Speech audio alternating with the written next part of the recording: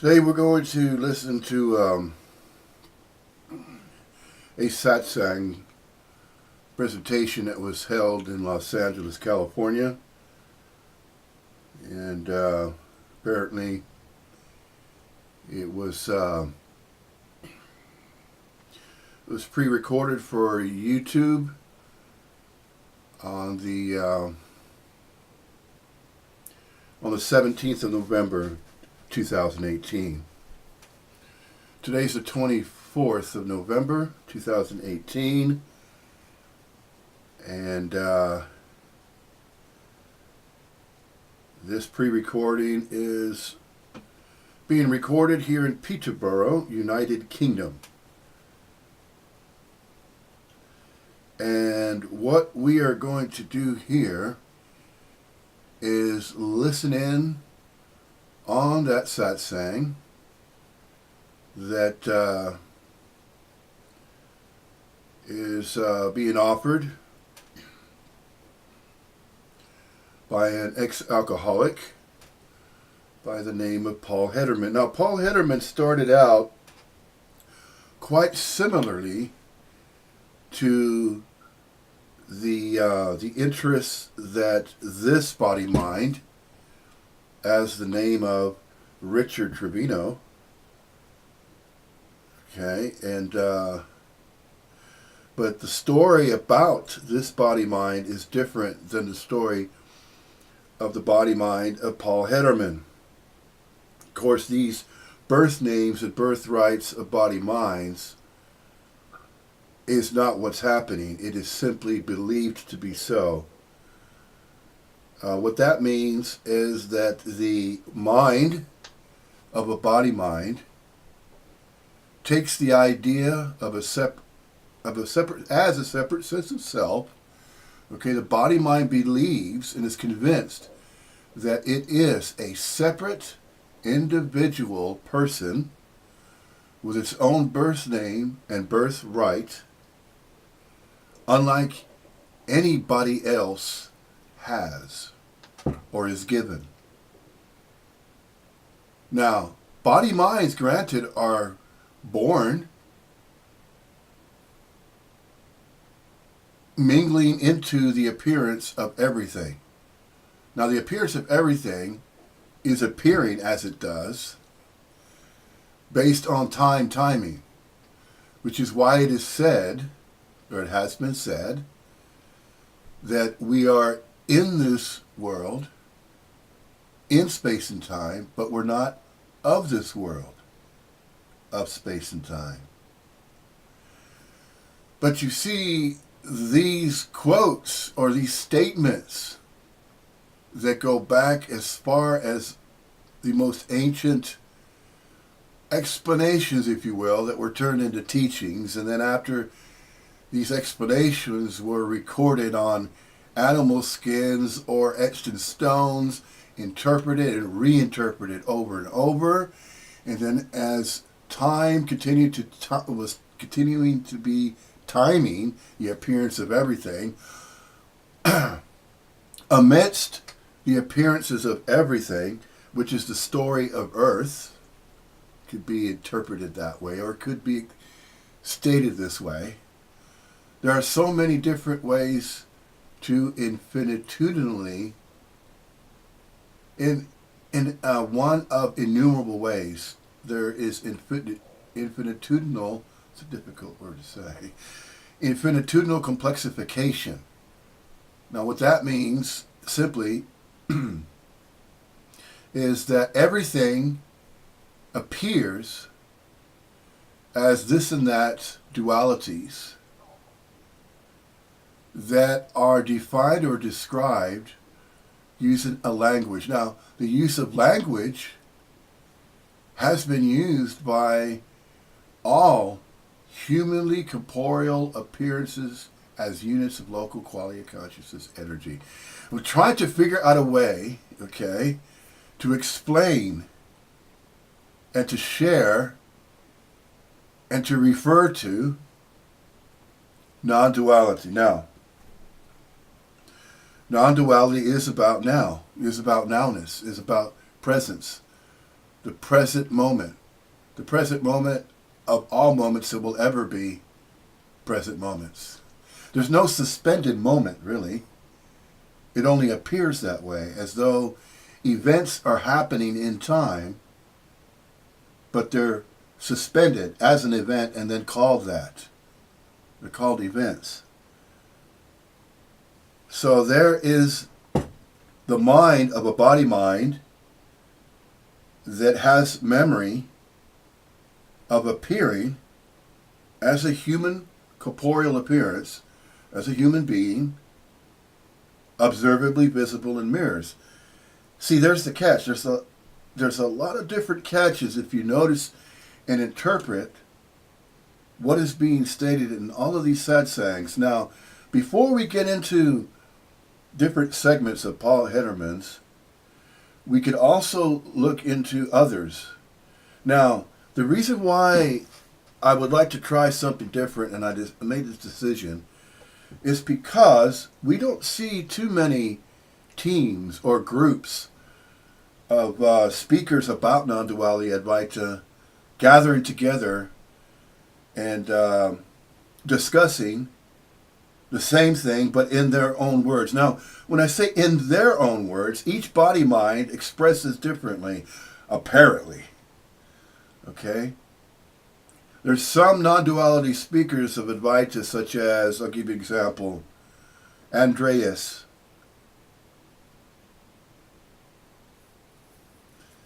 Andreas Müller, from Germany. Now, he uses his first language is German. So he has a series of satsangs that he has, had pre-recorded where he's traveled to various places, held the satsangs in his first language, which is German. And then, of course, he's done some satsangs English and had those recorded. And, of course, anybody could go into YouTube and can view those for themselves. Now, when I say viewing for themselves, let's stay on the subject of non-duality here. Just because I say one name of a speaker of Advaita does not make them a separate individual entity or a separate person that's going around in reality and speaking of non-duality. It just appears that way. It's just what's happening. Now, you'll hear one particular speaker, which is Andreas Müller, speaking of him. He refers to the term, it's just, or the phrase, it's just what's happening. It's what's happening. It kind of sounds almost like an excuse not to answer a question, because we'll get to that method or manner by which the body mind that was once or labeled with that birth name, Andreas Müller, in Germany, and we'll get back to that. Let's refer to the story of Paul Hederman, though, which is more apt to be, as far as descriptive in nature, or as far as a description of an appearance of a humanly corporeal body mind or a person. Okay, now, of course, everything is just an appearance of something, of things. Everything is appearing as though they're separate things, like objects in a room, and the room itself even, the confinement, or the area of space in a room, and then objects that appear to be separate. But it's all together just scenery. It's empty fullness of things in space. Space is empty fullness of what? It's fullness of appearances of things, as though they are things. They're appearing that way, apparently. See? Apparent appearances.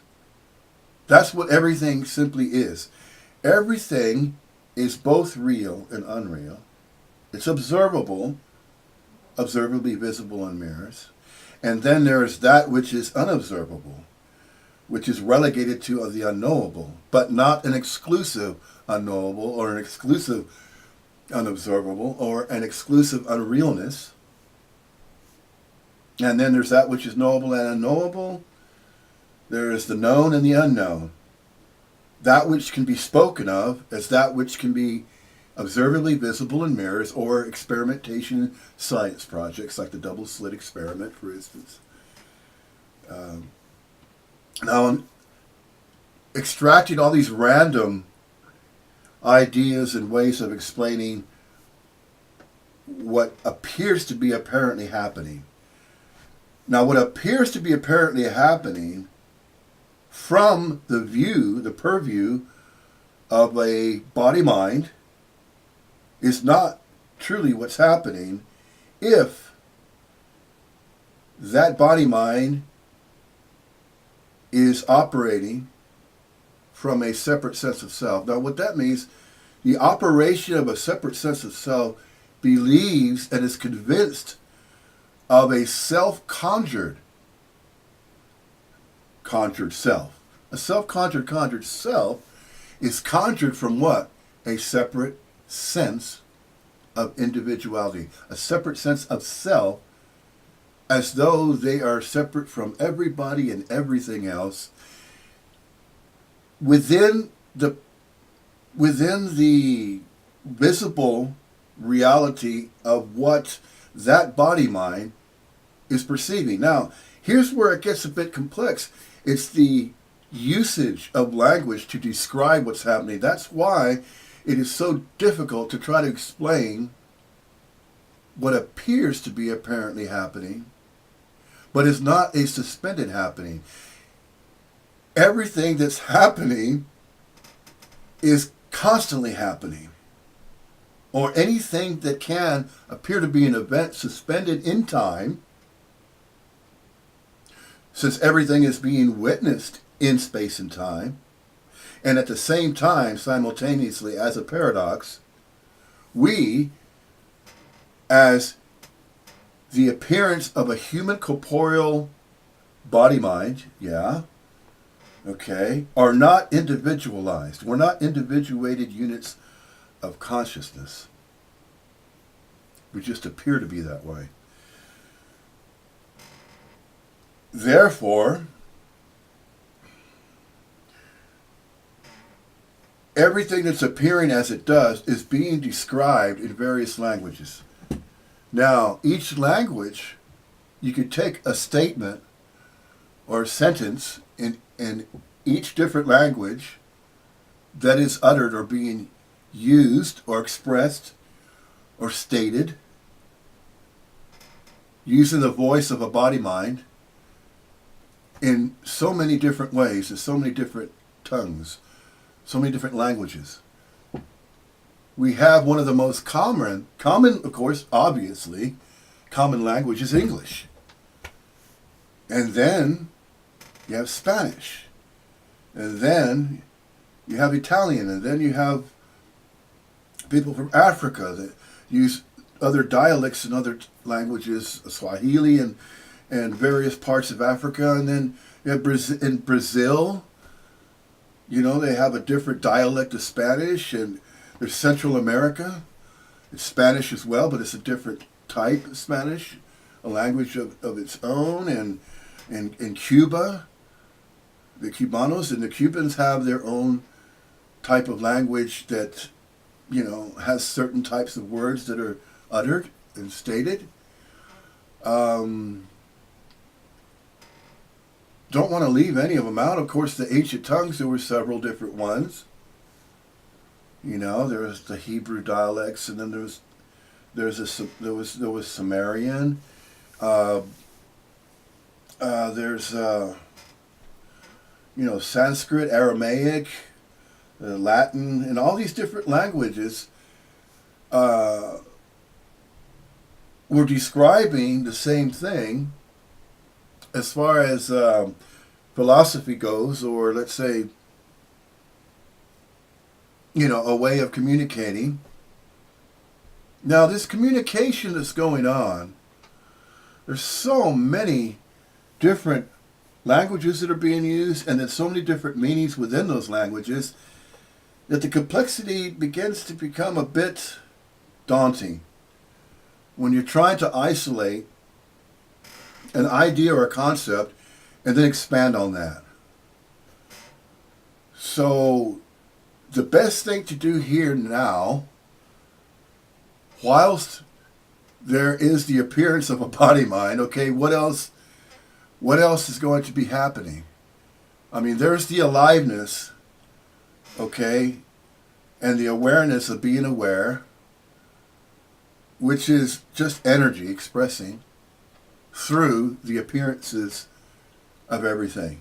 So everything is no-thinging, and no-thing is everythinging. What that means is that everything that's appearing as time is timing the appearances of everything, okay, as that is apparently appearing to be happening, those are all energetic movements. So each energetic movement that is being witnessed as everything appearing as time is timing all appearances of everything from nothing. So there's nothing, and then there's the appearance of everything. So no thing is appearing as everything, both simultaneously real and unreal. But it's not exclusively real, and it's not exclusively unreal. It's both simultaneously. There's the paradox. There's so many different paradoxes that are being witnessed, and we're trying to use the English language here to explain that. But there's different speakers that are doing that. What are they doing? Well, they're sharing one of the most ancient explanations or teachings about Advaita Vedanta, about non-duality. So you have the various speakers that have apparently appearing to have their own styles of expression. You have Jim Newman, who even goes so far as saying you're not even being, but you are.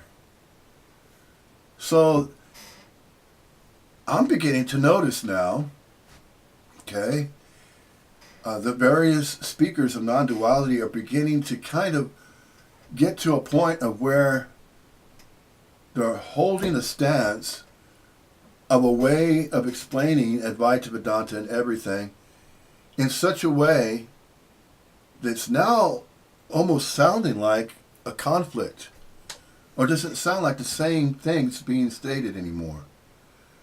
It's starting to get a little bit out of hand. And now, when I say a little bit out of hand, it's turning out to be something that I similarly witnessed in the 1990s. But it'd probably be easiest if we just go through just one satsang. I'm just picking it out, of Paul Hederman, and then I'll give you an interpretation. I'll give the viewers, everybody that happens to come across this this pre-recorded presentation here on YouTube, and I'll just keep it on my channel, and somehow I can interact with the general public, and if anyone has a question, and then we can either do the Skype or on Facebook. There's many different ways that a satsang can be held using various types of video programs where there could be a live presentation going on. I've seen it happen in Skype. I've seen it happen mainly in Skype and the use of Facebook. And all of this should always be free of charge. It shouldn't even be asked at all to say, oh, if you feel like you want to contribute PayPal, use this and that and the other. You know what? That shouldn't even be said. Because why? Well, it can be perceived as though, well, wait a minute. All of this information is freely accessible to everyone. It should always be that way. No one should have to charge, place a monetary value on something that's freely accessible for everyone. You know, this thing about charging or free will donation and all that, it goes back into what I was about to say earlier, the 1990s with the New Age movement. Okay, quote, New Age movement, unquote. And that was very similar to the way that religions were operating. So if we go back to belief systems and religions, that's where it all began to reinforce the idea of groups of individuals gathered together, and there is a sense of separateness going on. A sense of separation is running rampant and has been for thousands of years through religious groups. Look at how many that have branched out. There are so many, on the earth right now, in the world, in reality. There's so many different languages being spoken, so many different belief systems. It's no wonder that anybody is confused as to what happened to the truth. Excuse me. Now, the truth has been distorted in such a way that the original meanings, the original teachings of Advaita Vedanta about the Bhagavad Gita and what was taught in there. Now, when I say what was taught, what was explained. Now, Paul Hederman refers to a way of life. Non-duality is a fact. Yeah, it's not similar to religion at all. It's not. There are no requirements to spend 7 years in Tibet chanting Om. It's not about any of these doings. And it's not a knowing either. It's not about spiritual practices, meditations, this, that, and the other, because then, what happens there? Then you get these groups that gather together, and then they label their groups or spiritual groups or whatnot, and then you have your Buddhists, your Buddhists and your Hindu and Sufi and Zoroastrian, and it just goes on and on with these different branches of spiritual groups and religions and so on and so forth. But that's not the essence of the fact behind the factual information behind Advaita Vedanta, behind non-duality. So we're seeing the same thing that happened, with the religious beliefs, the spiritual beliefs, and the New Age movement that started going off on all kinds of tangents, visions.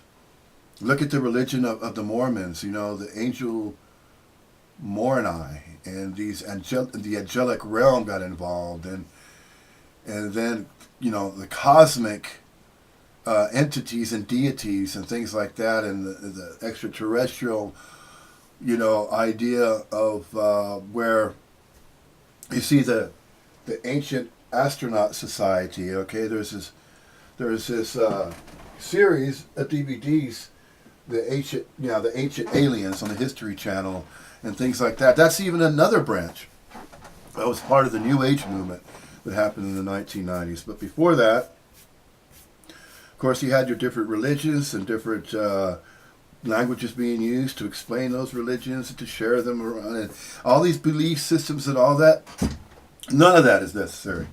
None of it. Just wipe the slate clean, and it's just a simple fact that non-duality is neither this or that exclusively.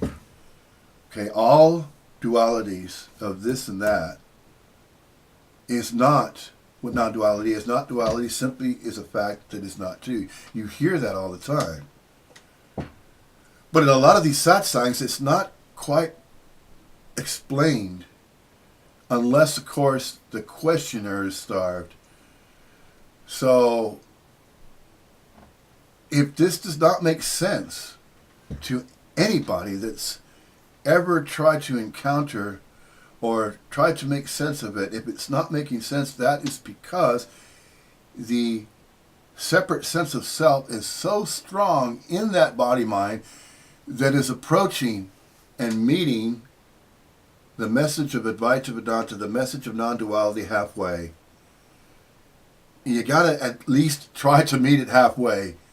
No matter where on this planet you believe you were born, okay? Of course, body-minds can say, you know what, I think, therefore I am.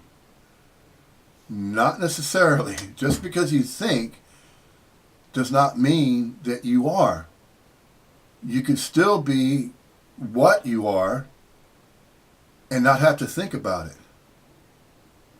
Okay, so that dispels that quote right off, you know, right off the charts, or a way of explaining Advaita Vedanta non-duality in such a way that see what is being stated here right now is jumping so many tangents.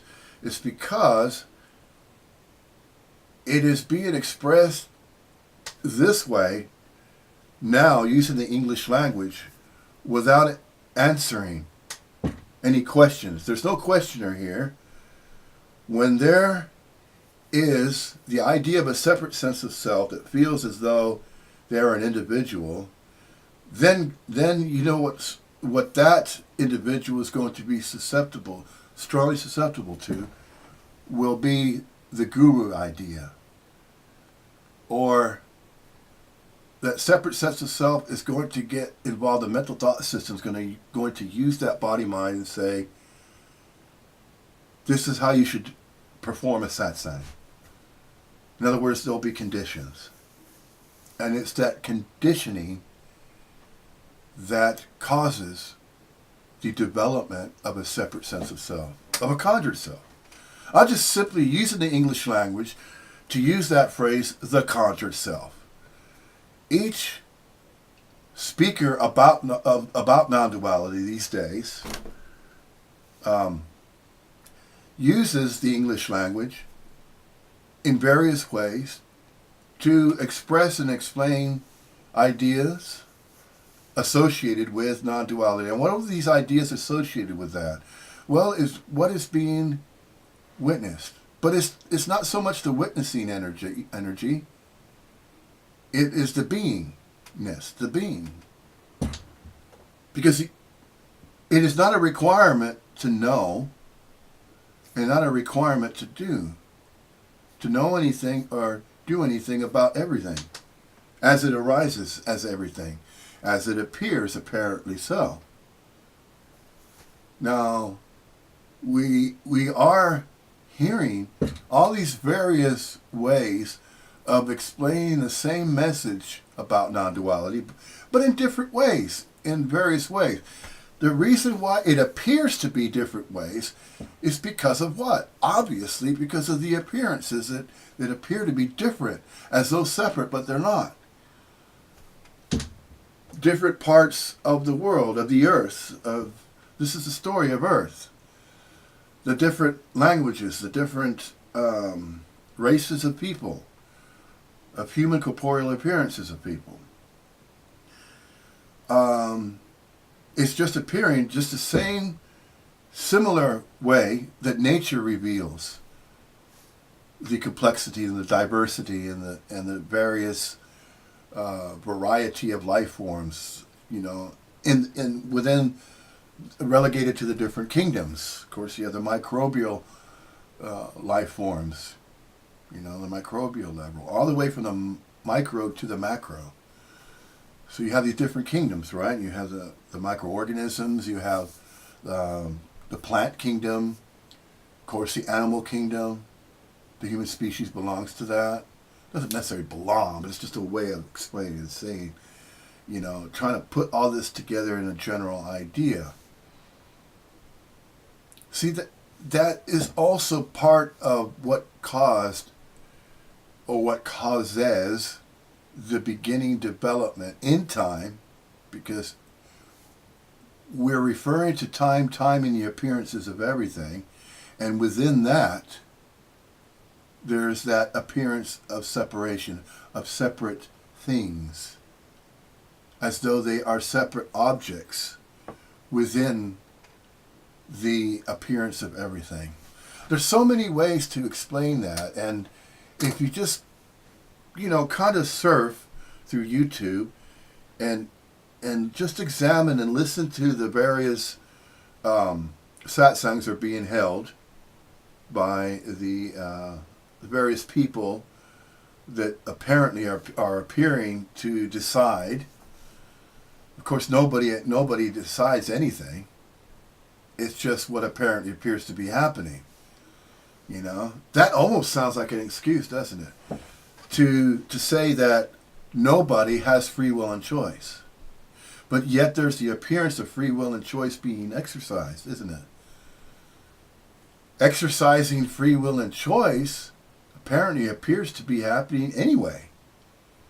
Just as a body mind is deciding to get up in the morning, get out of bed, because it had so many hours of rest, let's say. It slept in a bed or on a sofa or on a chair for a few hours, preferably, of course, on a bed, for 5, 6, 7, 8 hours or more. And did it decide to get out of that bed? Well, sure it did. Was that free will and choice to do so? No. You know what's going to be stated then, next, right? It's what apparently appears to happen. Well, in a sense, yeah, but at the same time, there is the appearance of free will and choice as a body-mind complex appears to be making or deciding to make a choice to get out of bed or to do whatever. Because a body-mind is going to be compelled to do what? To take care of its body, its own body mind, and it believes it is its own. But yet it's going to apparently appear to happen because that's simply almost like an instinctive reaction. So this is what apparently appears to be the similarity of the animal kingdom with the human species as part of the animal kingdom. Just because we can express the different languages doesn't make the human race or the human species any more special than any other life form on the planet. No, it neither makes it more special or less special.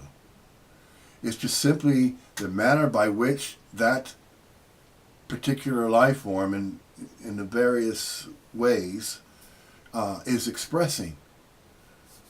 So there's so many different ways to try to explain just extracting these ideas and concepts associated and then bringing it back into the non-duality way of explaining things, Advaita Vedanta, that there is no separation, there's not two of anything, one thing and then something else, and then there's each separate. That all began when the human corporeal unit of local quality consciousness energy, the appearance that's observably visible in mirrors as a human corporeal body-mind, but not exclusively real as that, when the descriptions of that began to arise, whereby the idea of a separate sense of self just seemingly somehow based on questioning.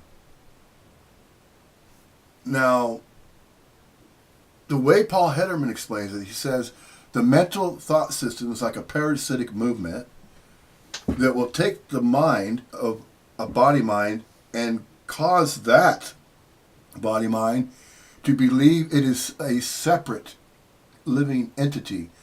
It is a separate self.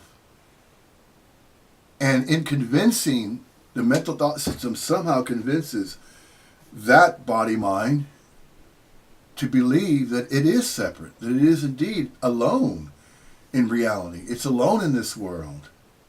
But that's not what's really happening. It is only thought to be so. There's where the thinking sets in.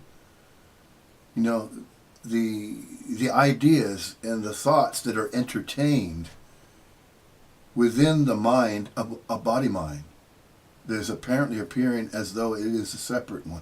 That's why it is so difficult to try and unravel what has been conditioned for so long as time was timing via the mental thought system to convince a body mind that it was always separate, that it had its own exclusive birth name and birthright, and it had its own personality, and that birth name and birthright it took to be individually so. In other words, as an individual person, unique unlike anybody else and everything else that is witnessed in reality, as time is timing these appearances that way, in that manner.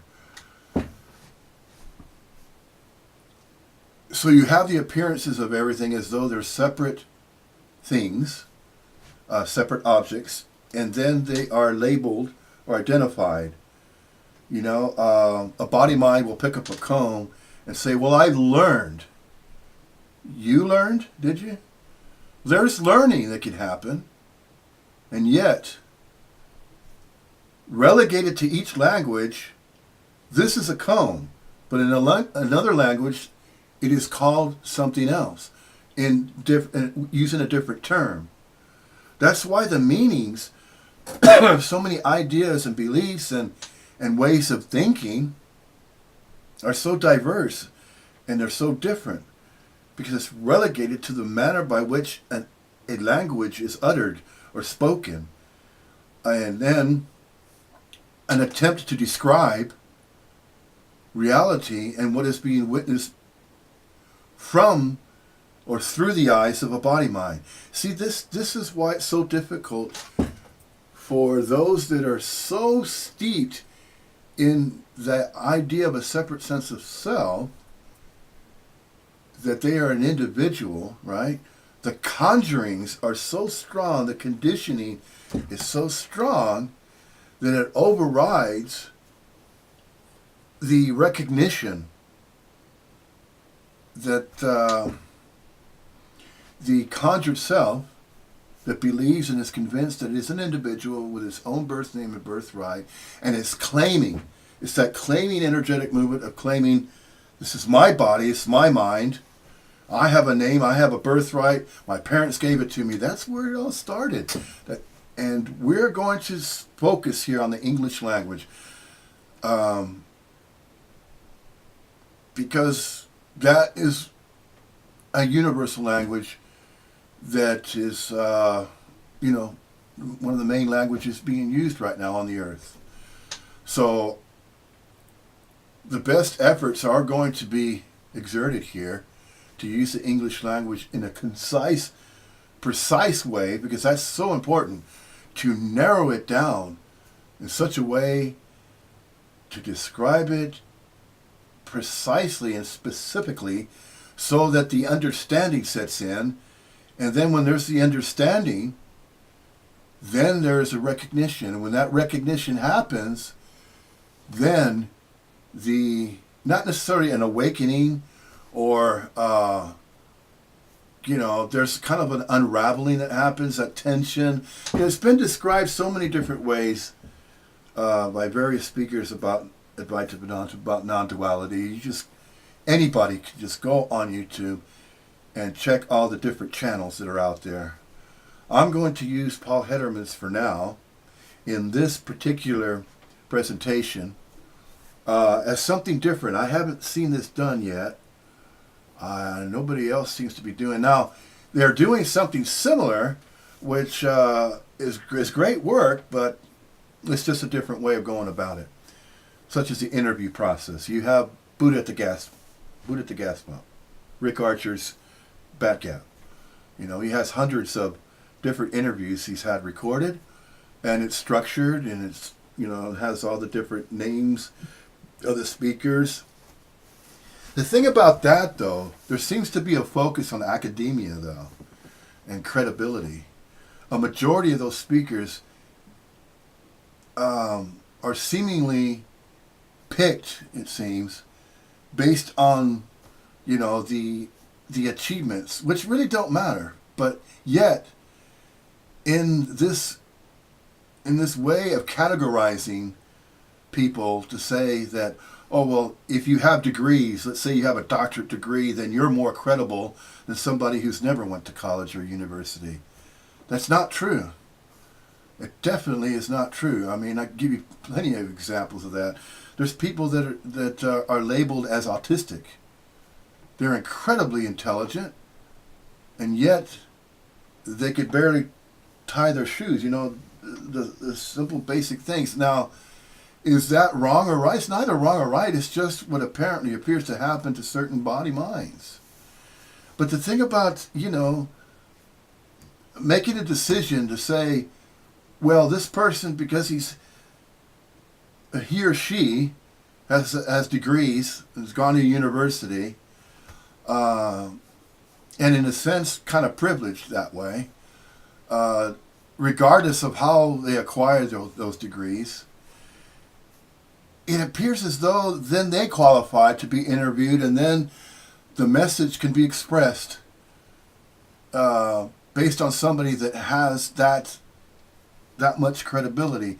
Credibility seems to coincide with academia, and degrees, university college degrees.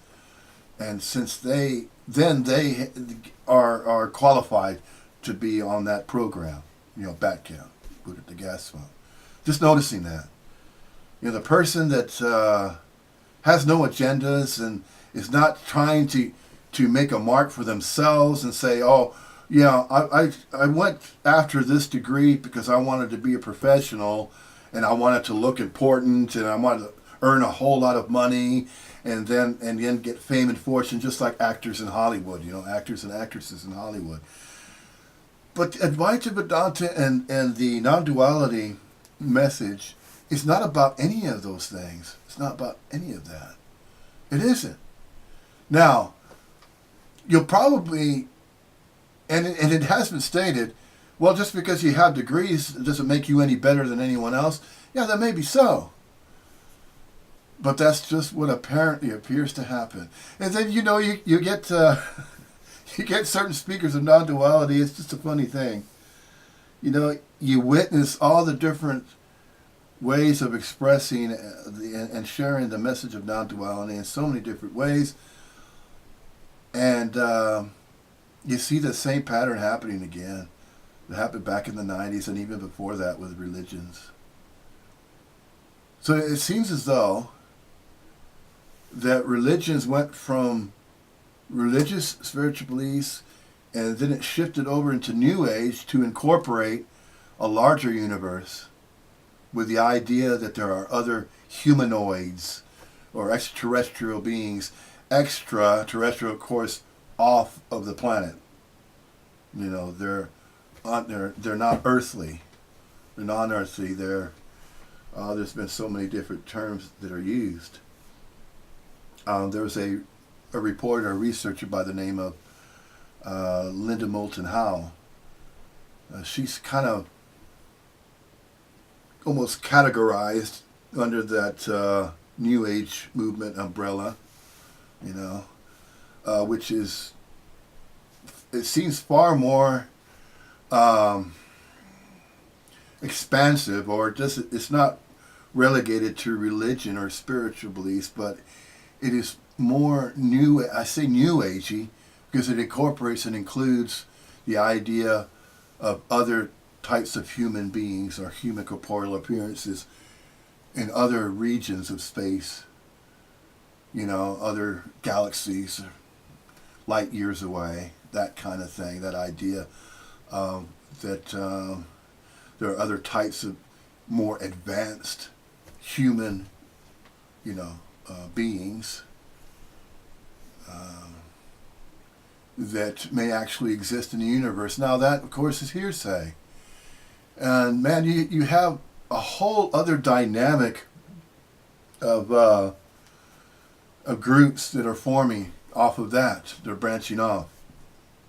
With non-duality, we see similarities, but it could sometimes get to the point of where the way that the English language is being used to explain non-duality from the original writings from the Bhagavad Gita and the Upanishads, because that's where the original writings or the original utterances were untainted. And when I say untainted, that means they were not transliterated from one language to another.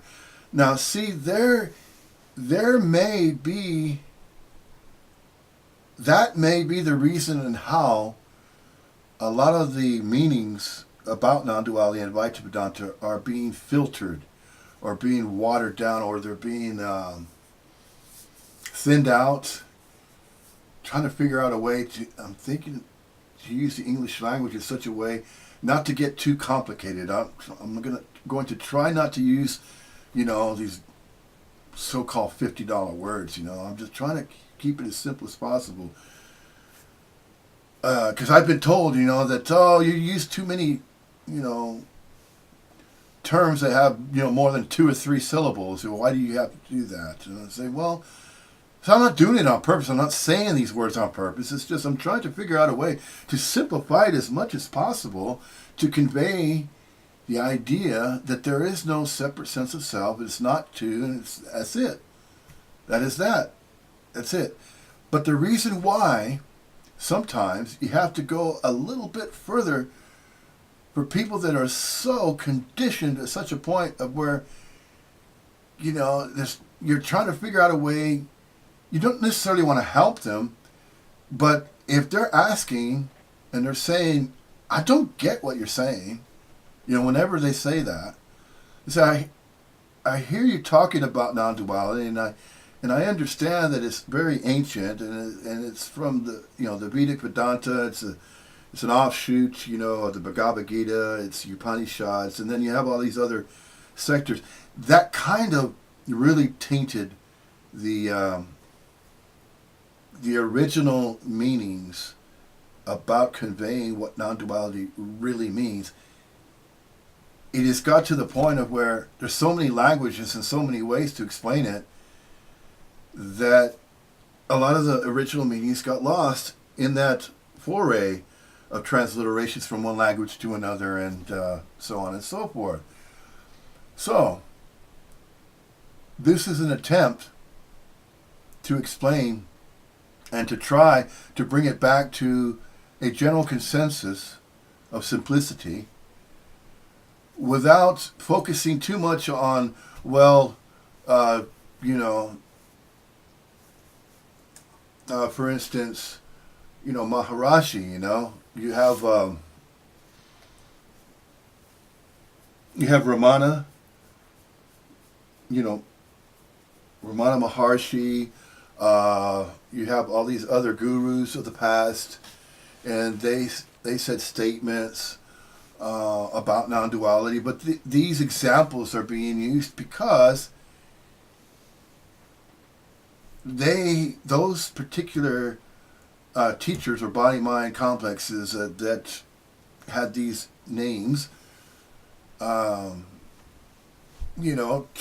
are relegated to the raw and original teachings of Advaita Vedanta of non-duality, without, saying, well, for instance, using Ramana Maharshi as an example, well, his style, his way, his prose, his use of language came across a certain way. And it's just like an original painting, or you can see a rendering like a Michelangelo's of Michelangelo, and you recognize it as that. So what I'm trying to say is that if you hear certain statements being said in a certain way, and certain terminology is being used, and then it's being expressed, in a certain way by either a male or a female, then you kind of recognize, well, that's just the manner by which that particular body mind expresses, and it's just simply, explaining, an idea or a concept, or, just using non-duality, of course, and focusing on that subject matter alone. Because non-duality does entail quite a bit, but at the same time, it's very, very basic. It's very simple. It's not two, and that's it. That's a fact. And that's that. But that's not good enough for most people that are still steeped in the idea that they are an individual with their own very own birth name and birthright, and that's just not good enough. So, in order for that to unravel, and in order for there to be a recognition that you're inherently on, always have been, always will be, and the point at which it all began was around 12 to 18. That's on average, okay? Just take it on average, not pinpointing an exacting time frame, because everything is apparently appearing to happen as time is timing the appearances of everything happening. It's one big happening constantly. It's not separate little happenings here and there. Or this happened to me in the past. You hear that a lot. Oh, that's something similar that happened to me, by the way. Let me tell you about that story. So each body mind has their own story of a past, and also the idea of a future that is also desired. So if a body-mind complex, an individual, a conjured self, is always constantly thinking about that. They're using the mind of the body-mind in such a way that it's conjuring past memories, using that to compare with now, and then the idea of a future that, well, for example, a body-mind can say, well, I hope to do this, that, and the other. I hope to find myself 5 years from now doing a certain, let's say, a certain profession. Whether you're an engineer or you're a doctor or you're a lawyer or whatever profession you might be involved in. That's what most body minds operate from. They operate from the idea of a sense of separate self. It says, well, I went to school, I went to college, I got my degree, and I'm an engineer, and this is what I do, and that's me. Here's my birth name. Labels. These labels and names. That is what has reinforced the idea of a separate sense of self. That right there. And you see that in society constantly. You see that in society where the separate sense of self is expressed.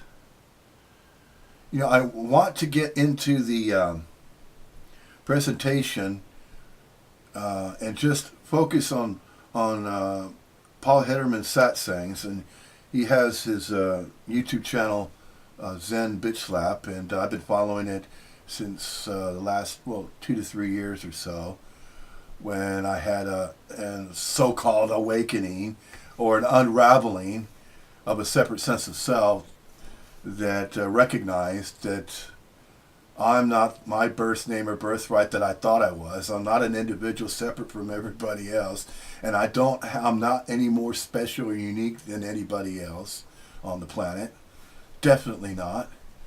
But that's not to also say that, okay, all of a sudden I'm this humble guy and I need to go and travel to India and spend, so many years in an ashram, and then put on the orange outfit, and then start coming up with meditative practices and opening my own dojo or, my own ashram. Of course, dojo is relegated to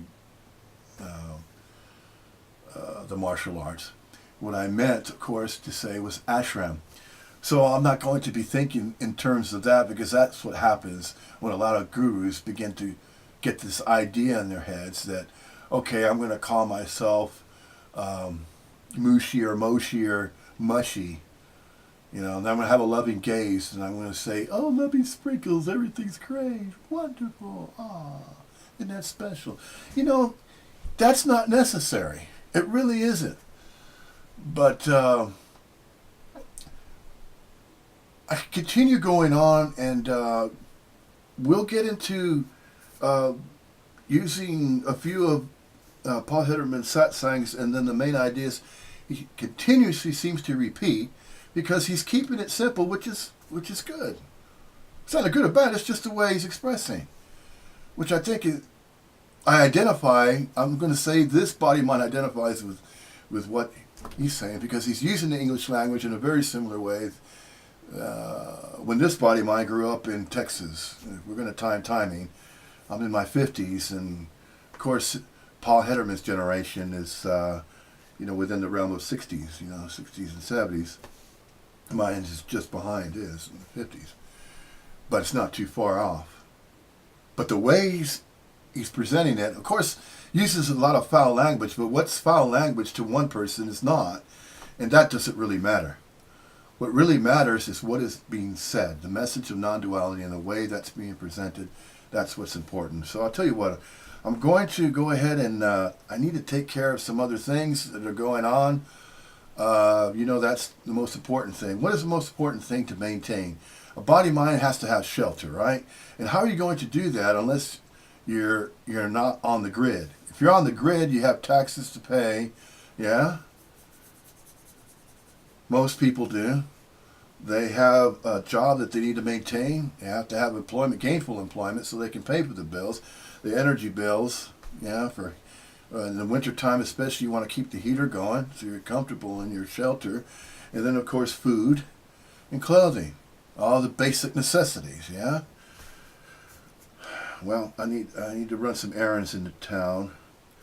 And I'll tell you what, I'm just going to have to end this presentation for now because I don't have quite enough time to put this together. But I'll tell you what, I'll get a recording separate, and then we'll just focus mainly on playing segments of one of Paul Hederman's latest satsangs that was recently recorded onto here, that was recorded on the 17th of November there in Los Angeles, California.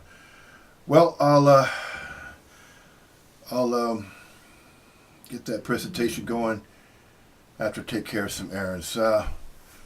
Well, just going to have to close this presentation for now.